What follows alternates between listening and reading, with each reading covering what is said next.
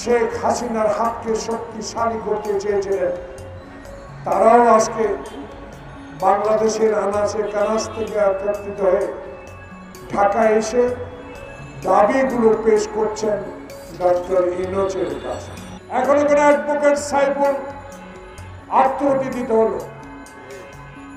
এখনো কেন শুনি ডিমের সিন্ডিকেটকে গ্রেপ্তার করা হয় না? এখনো কেন শুনি পেঁয়াজের সিন্ডিকেটে যারা কোটি টাকা লুট করেছে তাদেরকে গ্রেপ্তারের আওতায় আনা হয় না?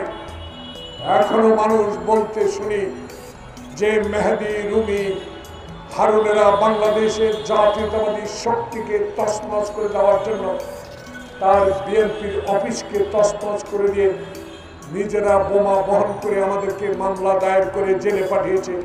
তাদেরকে অনেককে কেন আইনের আওতায় আনা হয় না?